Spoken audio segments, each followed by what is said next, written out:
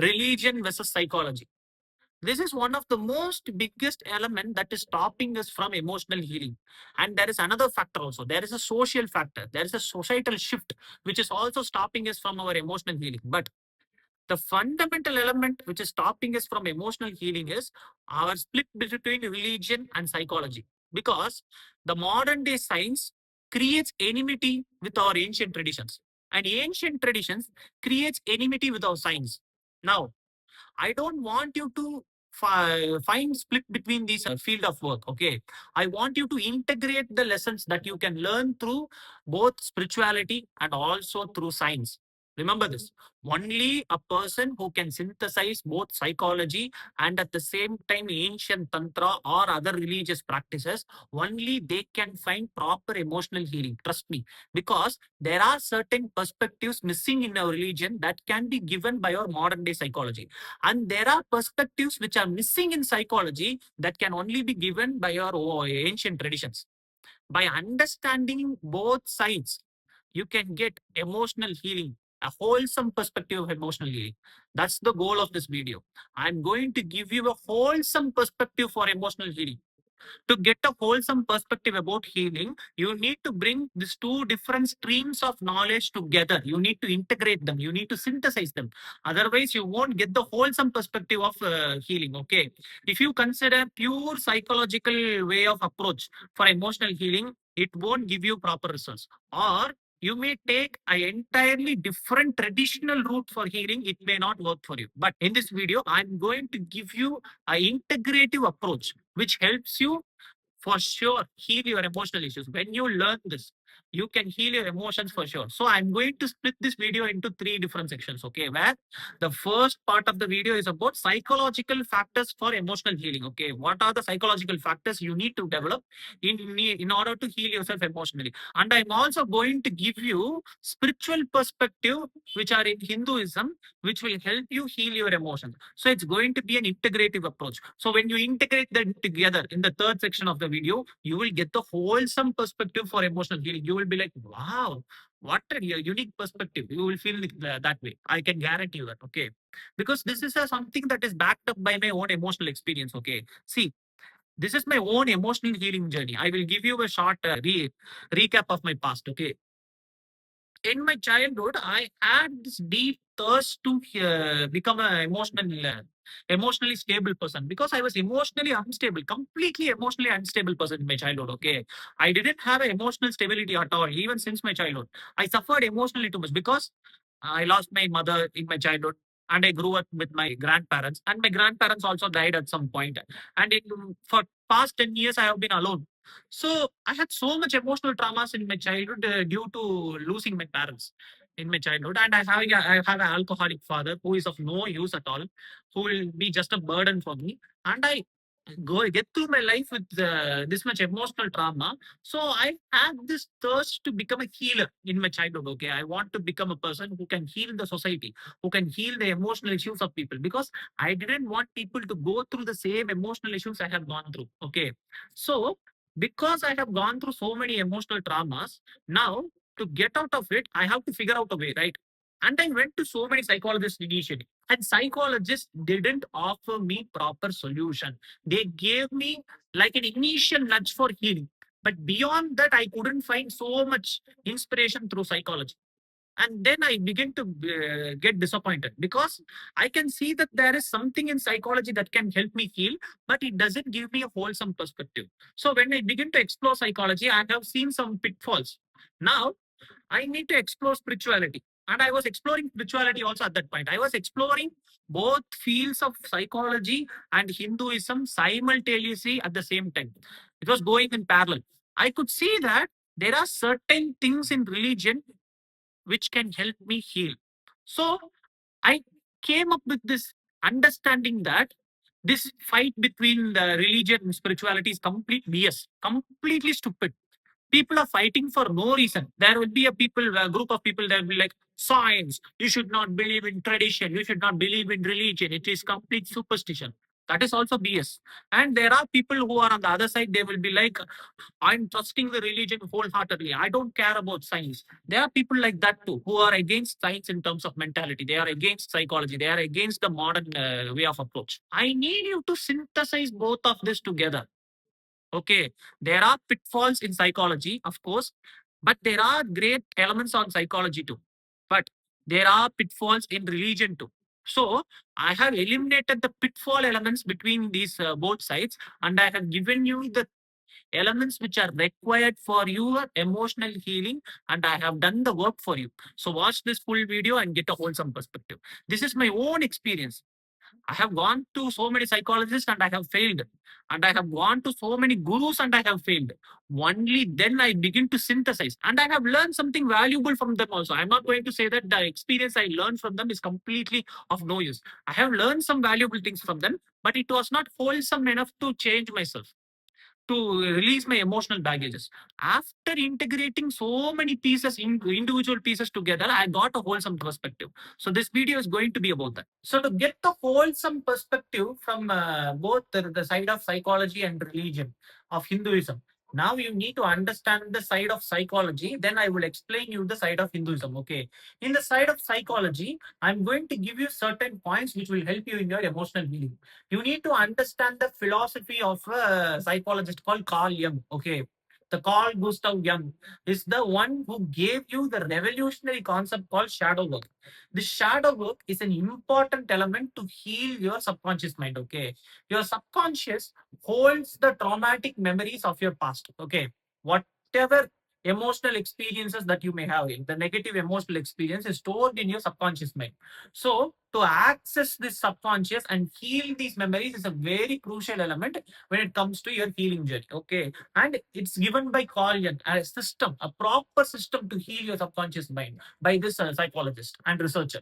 He's a legendary researcher for sure because he has dedicated his entire life alone in his own home to help people empower themselves psychologically. Now, in the field of psychology, this is a gold mine. And this gold mine is shadow work. And to understand shadow work, you need to understand a specific term, which is called as compartmentalization. Compartmentalization is a term which you can help understand this concept called shadow work. To understand this compartmentalization word, you consider subconscious like a building which has different rooms and different floors. Okay. And each floor, each room within that floor is a compartment.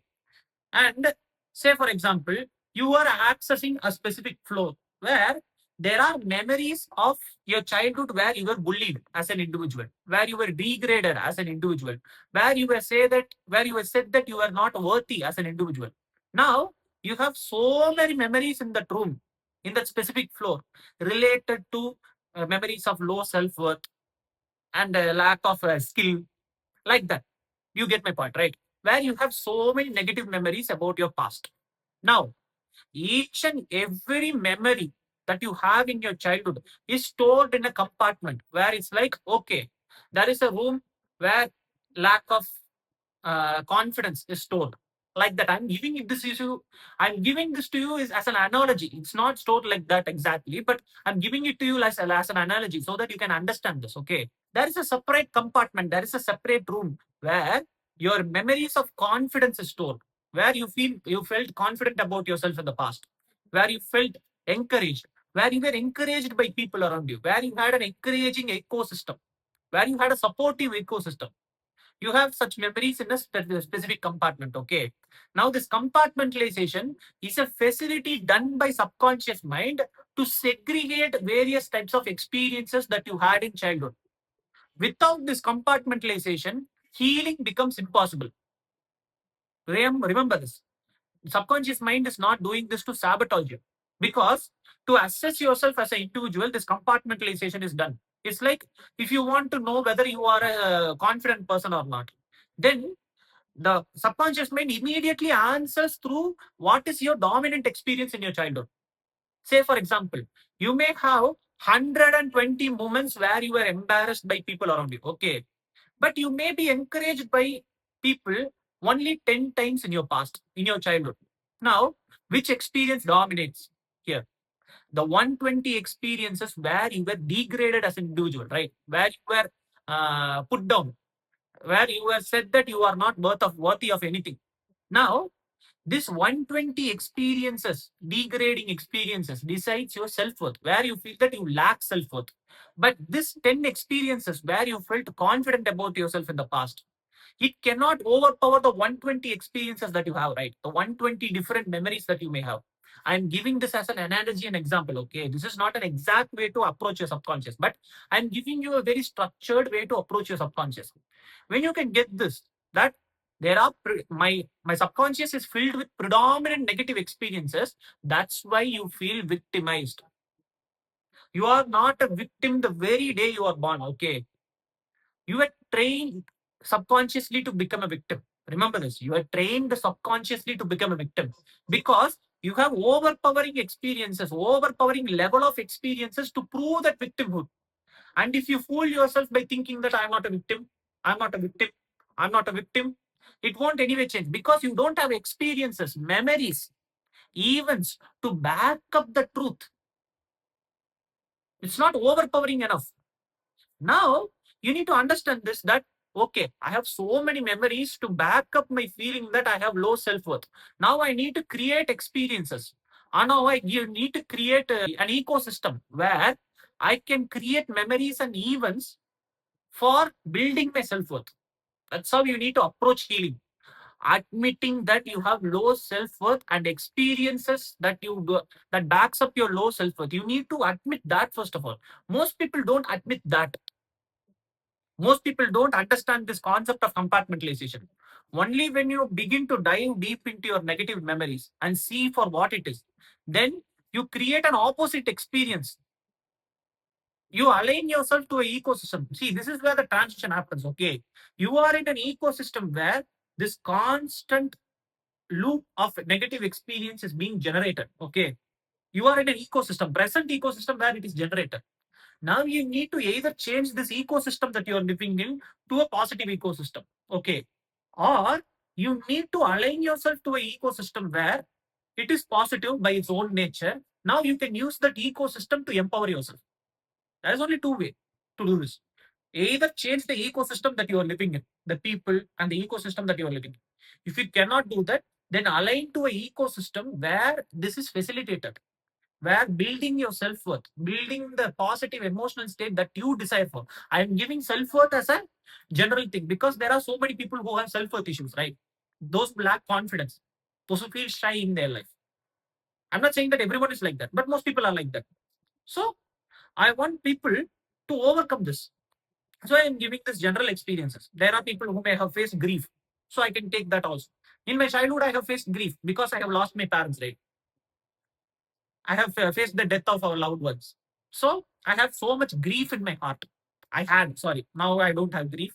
I don't have that much grief. I still have, but it is so little in comparison to what I had in my past.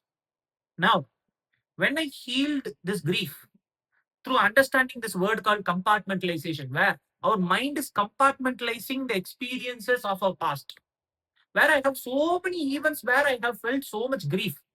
Now, processing this grief and aligning myself in an environment where this grief can be released healthily, proactively.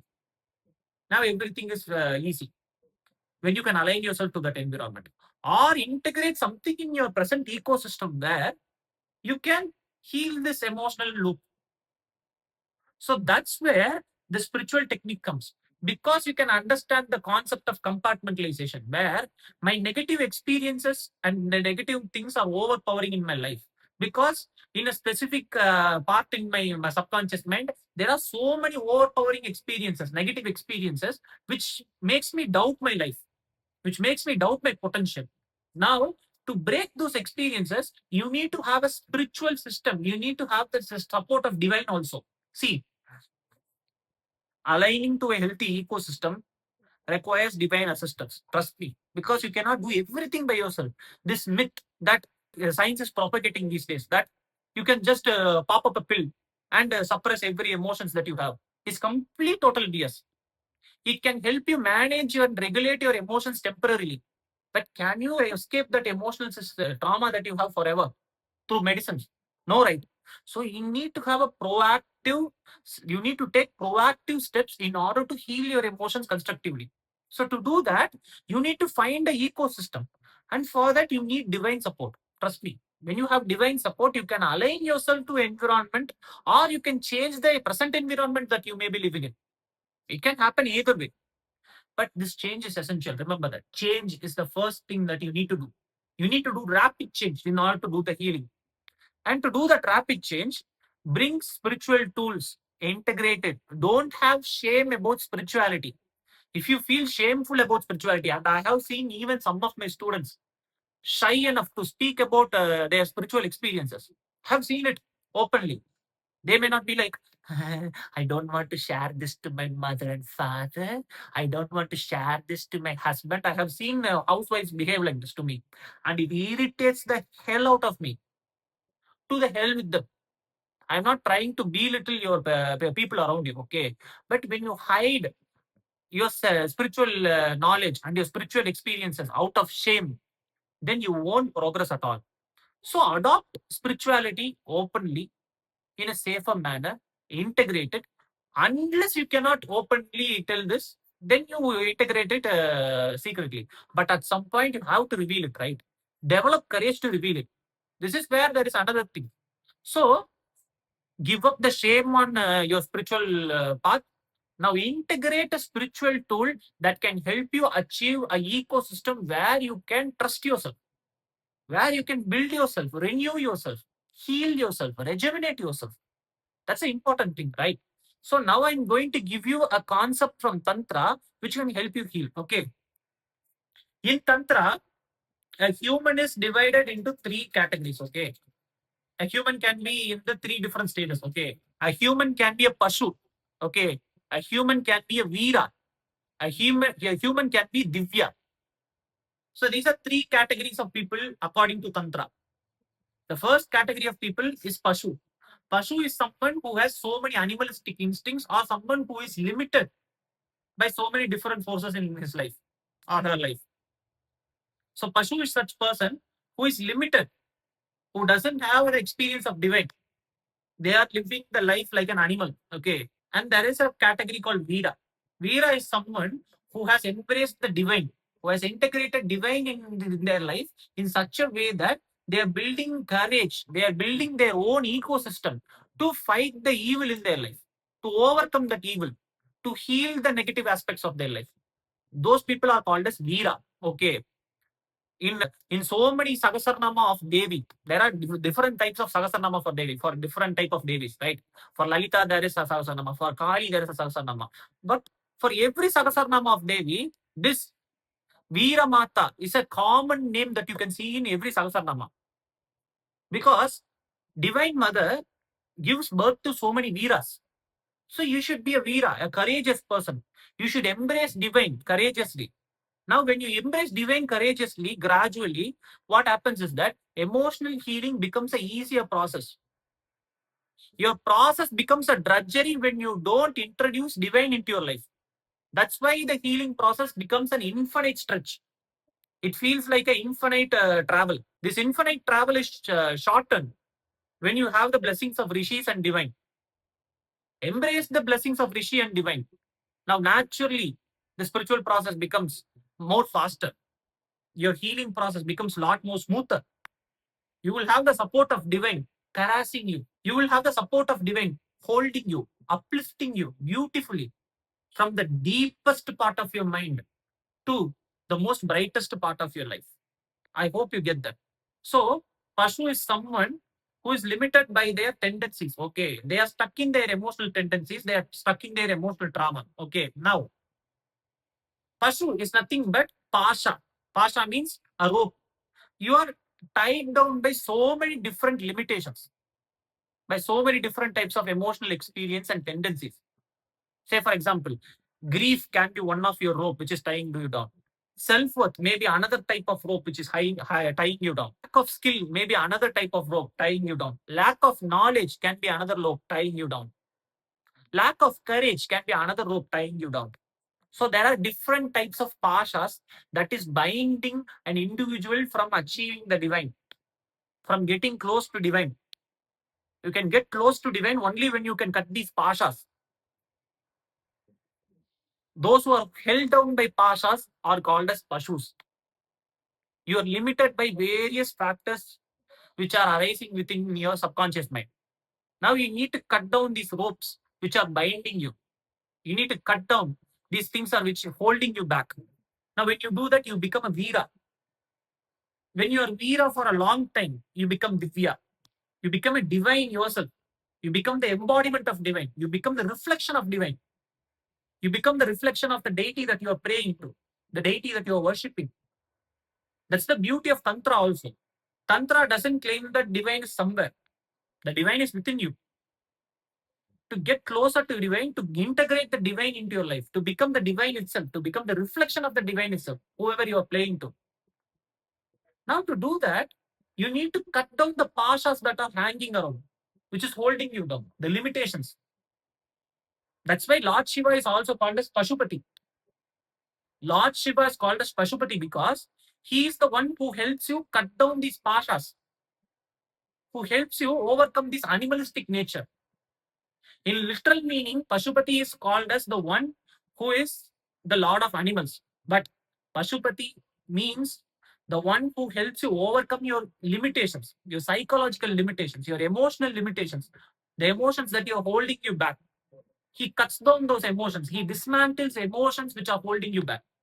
So my first technique that I'm giving you, the spiritual technique that I'm giving you is, if negative emotions in your subconscious mind are overpowering you, then invoke this name called Om Pashupataye Namaha along with Ganapati mantra. Okay, first you have to invoke Ganapati because Ganapati is the one who breaks obstacles. Remember this every time. Whatever forms of mantra you are chanting, first begin with Ganapati. Om Ganapataye Namaha. Om Gam Ganapataye Namaha.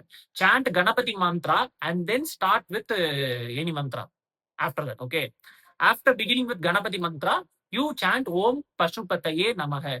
Om Pashupataye Namaha. Om Pashupataye Namaha. Om Pashupataye Namaha.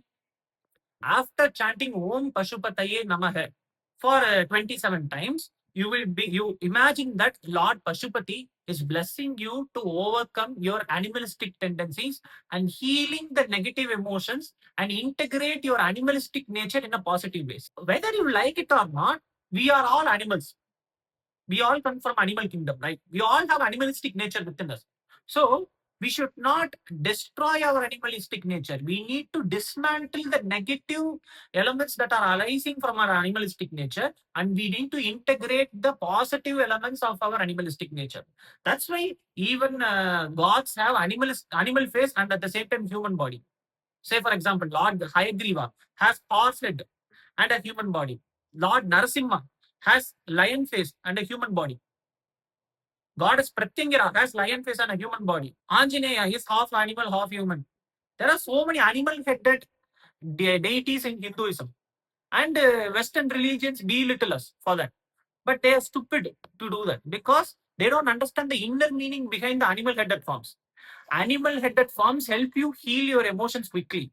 So you do a Veera Sadhana. A Veera Sadhana is nothing but you either take Hayagriva, you take Lord Hanuman, or Lord Narasimha, or Lord Goddess Pratyangara, or any animal-headed devata, Goddess Varahi, Goddess Bagalamukhi. Because even Goddess Bagalamukhi, some pictures depict her as someone who is completely feminine, of a female form. But there are certain traditions that say that she's crane-headed. She has a head of a crane. Crane is a bird, okay. So crane-headed, and at the same time having a woman's body. So there are so many devatas who has animal head. So animal-headed form devatas you can worship to become a powerful Veera, where you can synthesize your human nature and animalistic nature. Where you can be like, okay, I'm going to dismantle the negative side of my animalistic nature and I'm going to integrate the positive side of my animalistic nature to become a wholesome human. So this is a very beautiful approach. See, even in the Spider-Man film that came recently, right? In the Spider-Man film, at the near the end of the climax, Peter Parker claimed that he's both the spider within him and he's also Peter Parker. That's what makes him a Spider-Man. That was a beautiful moment where the concept of integration was shown. This is what Carl Jung also teaches, that you need to integrate different aspects of yourself, the conflicting aspect of yourself. But here's the thing. Carl Jung says that you need to integrate different aspects of yourself, but he didn't give a systematic way to do that. He gave a vague explanation and a vague theory to do that. He gave theories to that point. This is where I said that psychology is lacking. Do you understand that? Right? Psychology is lacking in terms of integrating different parts of yourself, the different aspect of yourself, to integrate your animalistic nature and your human nature. You need to learn to integrate your animalistic side and human side. Otherwise, you won't get healing.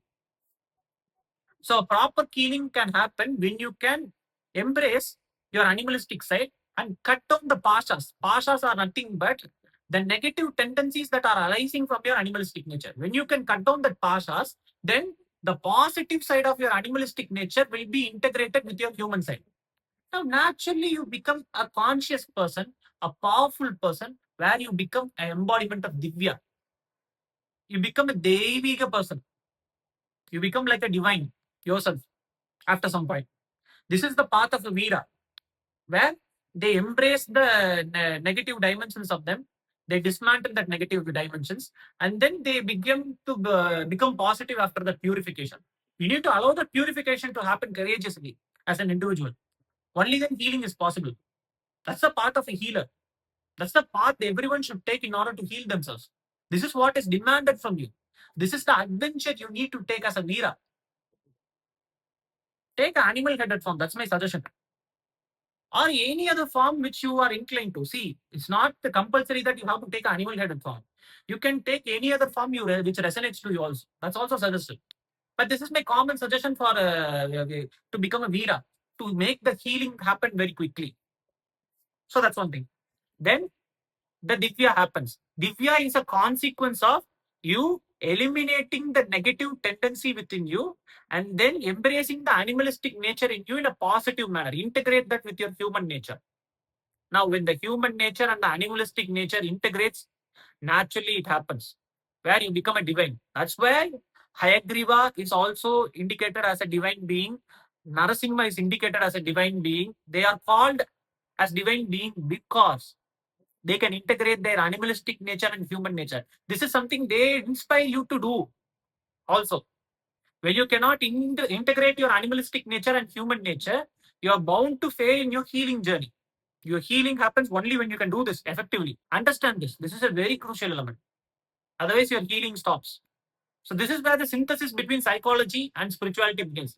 Carl Jung talks about integration, but that integration is given systematically in the religion of Hinduism, where they say that you need to transition from the point A, which is Pashu, to point B, which is Divya. In between, there is a journey called Veera. You need to become a Veera to complete the journey between this point A to point B, to close the gap between point A to point B, where you can be like, okay, I have been a Pashu, I have been behaving like an animal, where I was driven by animalistic instincts, and the negative qualities of that animalistic instincts overtook me. Now, by embodying my Veeratva, by Veeratatva, now I'm eliminating the negative qualities in my animalistic nature, and I'm becoming a wholesome human where I can integrate my human nature and my animalistic nature. Now, you are not unconsciously driven by your animalistic nature, you become a divine yourself. I hope you become divine at some point. You aim for that divinity.